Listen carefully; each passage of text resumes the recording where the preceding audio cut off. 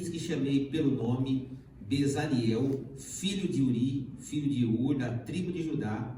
Eu fiz que ficasse pleno do Espírito de Deus em sabedoria e entendimento, e dizer alguma coisa, mas o poder de Deus sobrepôs, né, aquele poder que talvez ali os magos tiveram naquele momento, né, mas o poder de Deus sobrepôs aquele poder ali, e Moisés, com autoridade, Deus permitiu que Moisés falasse ali, e Moisés foi a ferramenta de Deus para ser canal de bênção para o povo. Agora, em comum, ele não tinha habilidades especiais. Quando nós vamos olhar o chamado de Deus para Moisés, quando Deus chama Moisés, ele era um pastor, ele era um camponês, ele não tinha muita habilidade, embora ele tenha estudado, embora ele tenha aprendido, mas ele está agindo em nosso meio, cada palavra que temos ouvido, e agora receberemos mais uma porção desta poderosa palavra através da vida do pastor Sérgio Takahashi. Quero convidar o pastor Sérgio para estarmos orando, e após a oração o pastor Sérgio estará ministrando a palavra do Senhor. Amém? Pai querido, somos gratos a Ti, Senhor, pela Tua presença em nosso meio, pela forma, Senhor, como o Senhor age, ó Pai. Ó Deus, no meio da igreja e também, ó Pai, em cada coração, através do Teu Espírito. Aqui está o Senhor, Teu Filho, o pastor Sérgio Takahashi, que está com a incumbência, Senhor, de estar ministrando neste primeiro CFO de 2026. Que o Senhor, Pai, seja com ele, capacitando com graça, com sabedoria, com poder. E assim, ó Pai, continua ministrando as nossas vidas, os nossos corações, porque necessitamos ouvir a Tua palavra, em nome de Jesus. Amém. Pai, Senhor, irmãos, bom dia a todos. Pode tomar os seus assentos, por gentileza, irmãos. Tá frio, né, irmãos? Imagina os irmãos que estão lá para Toyama, né? Imagina o presbítero Amarildo que está lá, né? Imagina que lá deve estar dessa altura de neve, né? Aleluia, Jesus. Pessoal lá dessas regiões mais frias, né? E até o governo soltou algum alerta em algumas estradas, estão interditadas, né? Devido à tempestade de neve. A minha filha está morando ali em Fukui e trabalhando na Murata, e ela, conversando com a minha esposa ontem, ela falou: olha, aqui estava dando literalmente tempestade de neve. Ela falou: nunca vi uma tempestade de neve, né? Sempre moramos num estado que não neva, e ali ela falando da dificuldade para ir trabalhar, você vai com aquela dificuldade, né? Porque a neve é muito bonita, irmão, mas eu acredito para a gente turistar, né? Mas eu acredito que quem mora ali não deve ser muito bom, né? Para transitar, para andar, e todos os intempéries, né? Mas graças a Deus nós continuaremos orando para os nossos irmãos ali, para que esse inverno rigoroso passe e já chegue aí a primavera, o verão, e possamos estarmos reunidos para adorarmos o nome do Senhor. Amém? Irmãos, quero também agradecer de maneira pública a oportunidade, a pessoa do pastor Haroldo, que nos confiou, também representado aqui pelo pastor Sérgio Luiz da Cunha, que também está aqui junto conosco para nós adorarmos o nome do Senhor Jesus. Amém, irmãos? Sem mais delongas, irmãos, eu gostaria de aqui compartilhar uma palavra de Deus ao coração da igreja. Amém? Nós trazemos a saudação da igreja ali de Kakegawa, onde nós estamos ali pela bondade infinita e misericórdia de Deus, coordenando aquela congregação, né? Foi um prazer a gente poder sempre rever os irmãos. Estamos tendo a oportunidade de rever o presbítero Roberto, né? O presbítero Vitor, o irmão Childes, né? Até esse dia nós estávamos coordenando aquela congregação, e nós louvamos a Deus por podermos encontrar aqui nesse primeiro CFO do ano, um trabalho que visa capacitar, aperfeiçoar a vida de cada um dos obreiros, onde nós, né, nos reunimos. Não é sempre que a gente tem essa oportunidade, né, de nos reunirmos e nos vermos como obreiros do Senhor, e o CFO ele traz também essa oportunidade, né, de poder matar a saudade, de poder conversar um pouquinho também após o culto. Então é um momento gratificante para todos nós. Amém? Irmãos, eu gostaria de convidá-los a abrir em Êxodo capítulo de número 31. Amém? Êxodo capítulo de número 31, nós vamos ler alguns versículos.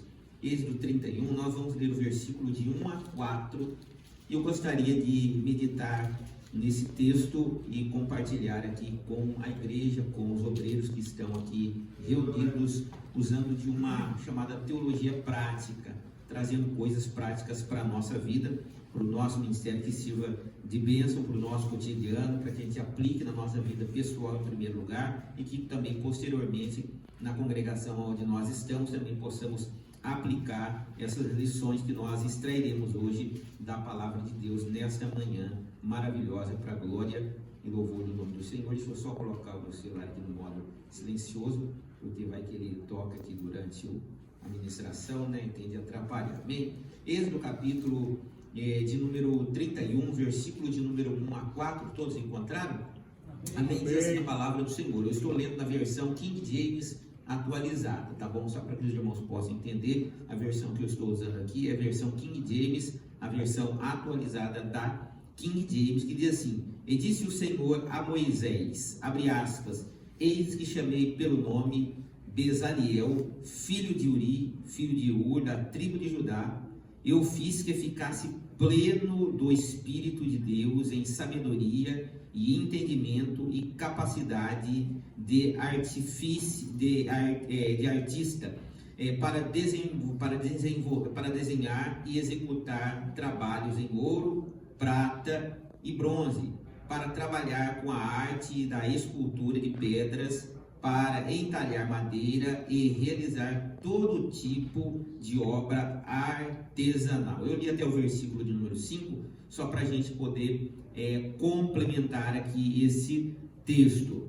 Irmãos, nós sabemos que o livro do Êxodo, ele está relatando a saída do povo ali do Egito, e conta uma grande parcela do livro do Êxodo, na verdade, ele é um relato fidedigno da trajetória do povo desde a sua saída do Egito até eles chegarem na terra de Canaã, um percurso que demorou 40 anos. Esses dias atrás eu tive a oportunidade de ministrar ali na congregação de Kakegawa, e eu ministrei sobre um tema baseado aqui no livro de Êxodo, porque que o povo demorou 40 anos para chegar na terra de Canaã, um percurso que dá aproximadamente da onde eles estavam no Egito até a terra de Canaã, em uma linha reta praticamente, dava distância de mais ou menos 350 quilômetros, não muito mais que isso.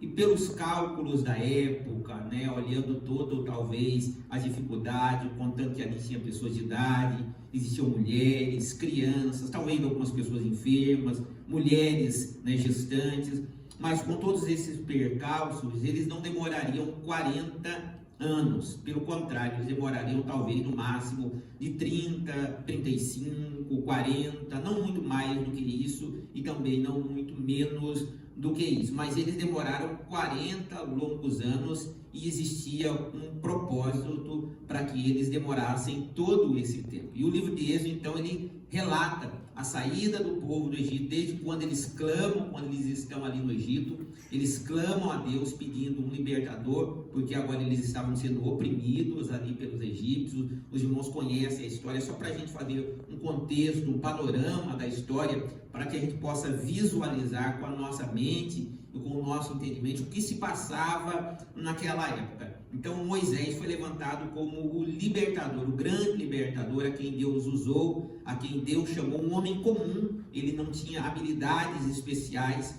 Quando nós vamos olhar o chamado de Deus para Moisés, quando Deus chama Moisés, ele era um pastor, ele era um camponês, ele não tinha muita habilidade, embora ele tenha estudado, embora ele tenha aprendido, mas ele aparentemente não era uma pessoa tão capacitada, mas Deus o chamou, porque Deus, ele é soberano, ele sabe quem ele chama. Às vezes nós nos julgamos incapazes, na verdade somos incapazes de fazermos alguma coisa de importante e relevante para Deus, mas é Deus que nos capacita, né? Aleluia, Jesus! Uma congregação, temos aí, né, presbíteros, pastores que estão dirigindo uma congregação. Eu acredito que se você analisar a primeira vez que você teve a oportunidade de dirigir uma congregação, né, o presbítero Roberto, que está ali coordenando a congregação de Itacaoca, e no primeiro momento, irmãos, a gente se julga completamente incapaz, porque na verdade nós somos incapazes, mas nós contamos com um fator divino, nós contamos com a capacitação Aleluia, de Deus nos preparando, Deus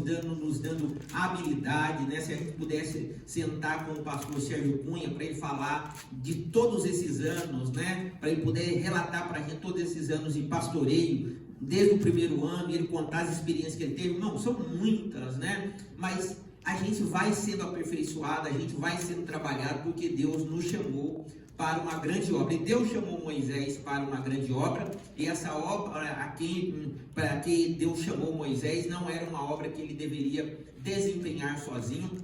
Então Deus nos chama para ser o libertador. Ele vai com poder, com autoridade ali diante de Faraó, com aqueles sinais, né, prodígio, milagre, é piolho, é rã, é sangue. Irmãos, é milagre que não acaba mais, porque Deus é um Deus de milagre. Deus é Deus que opera através de maneiras miraculosas, né? Deus não atua simplesmente no campo do ordinário. Deus opera muito mais no campo do extraordinário. Deus usou a vida de Moisés, mas Deus empoderou Moisés, podemos dizer, com a autoridade do alto, dando a ele capacidade. Ali o faraó até chamou seus magos, os seus sábios, né, para fazer alguma coisa, mas o poder de Deus sobrepôs, né, aquele poder que talvez ali os magos tiveram naquele momento, né, mas o poder de Deus sobrepôs aquele poder ali, e Moisés, com autoridade, Deus permitiu que Moisés falasse ali, e Moisés foi a ferramenta de Deus para ser canal de bênção para o povo. Agora o povo liberto, eles atravessam o Mar Vermelho, uma história também gloriosa, épica, tema de filmes e novela, né? É algo tão fenomenal que até os dias de hoje as pessoas ficam procurando, né, como que aconteceu, fica tentando esmiuçar de como que aconteceu,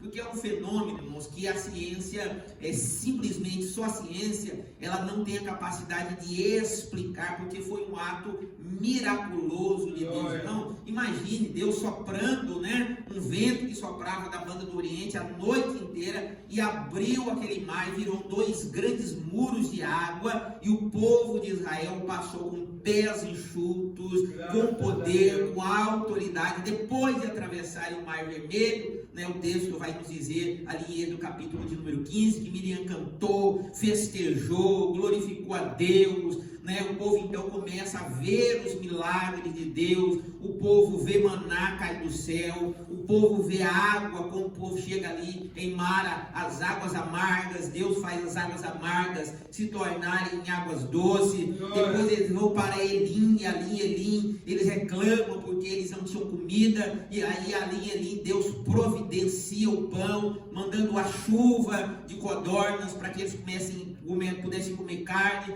mandasse pela manhã aquele maná para que eles pudessem recolher e alimentar o seu corpo físico. Deus providenciou, criou, como esses dias eu disse, que Deus criou um microclima no deserto, né? Porque no lugar onde aquele povo estava, o clima era totalmente diferente. Se nós pegássemos ali uma pessoa especializada na questão climatológica, ele ia perceber que o clima onde o povo estava era um clima diferenciado. Por quê? Porque o sol durante o dia não os matava. Pelo contrário, eles estavam abrigados porque havia uma nuvem, que era uma nuvem, mas ao mesmo tempo ela era uma coluna de fogo que aquecia o povo durante a noite para que eles não morressem de hipotermia, e durante o dia os protegia para que o sol não cozinhasse os seus miolos dentro das suas cabeças. Ou seja, Deus criou um microclima. Talvez um pouco atrás, né, o sol estava escaldante, um pouco adiante também o sol estava escaldante, mas no lugar aonde eles estavam, algo especial estava acontecendo. Talvez aqui ao nosso redor coisas diferentes estão acontecendo, mas eu tenho certeza que os olhos de Deus, em especial nessa manhã, estão olhando para esse lugar, porque aqui nós estamos glorificando o nome do Senhor. Existe também um microclima aqui, mas um clima espiritual, onde nós estamos adorando, onde nós estamos glorificando o nome do Senhor. E quando eles chegam ali no deserto, durante esse percurso de 40 anos, muitas coisas aconteceram. Muitas coisas aconteceram, mas Deus preparou também. Deus não estava preocupado simplesmente que eles chegassem em Canaã. Deus queria ensinar alguma coisa para esse povo. Deus providenciou comida para que eles não morressem de fome. Deus providenciou água para que eles também não morressem de sede. Deus proveu todas as coisas, mas também Deus se preocupou com a área espiritual, a área de culto deles. E Deus então instrui a Moisés que separasse pessoas ali para construir o que nós chamamos de tabernáculo. A A palavra tabernáculo, ela tem origem na palavra hebraica mishkan.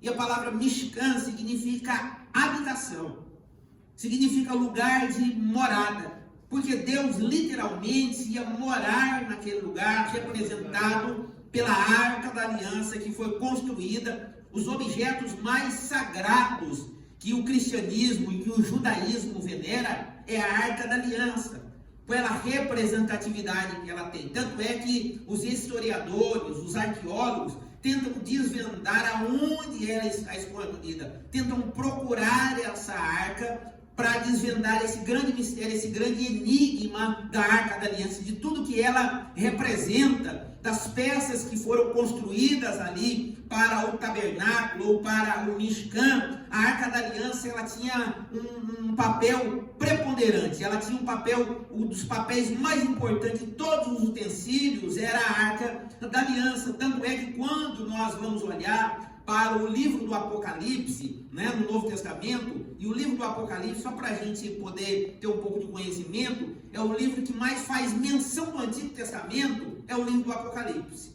No Novo Testamento, o livro que mais faz menção do Antigo Testamento é o livro de Apocalipse, tanto citando o próprio texto, quanto citando situações. E lá no livro de Apocalipse, eu acredito que os irmãos já leram, quando João tem a visão, e lá no Apocalipse é revelado a ele que a Arca da Aliança, ele vê a arca com o maná, ele vê a arca com as tábuas da lei e a vara de Moisés que floresceu, que está ali dentro daquela arca. Ela tem um simbolismo muito grande, na sua maneira de construção, como ela foi feita, a tampa do propiciatório, os seres angelicais, as varas, a medida, como ela foi confeccionada por dentro, por fora. Era uma peça gloriosa, irmãos. Se os irmãos puderem estudar um pouco, né, depois no seu devocional, um pouco sobre a Arca da Aliança, como que ela foi construída, de madeira, depois revestida de ouro, porque a madeira representa a natureza do homem corruptível, e o ouro representa o revestimento de Deus, ou seja, de algo incorruptível, porque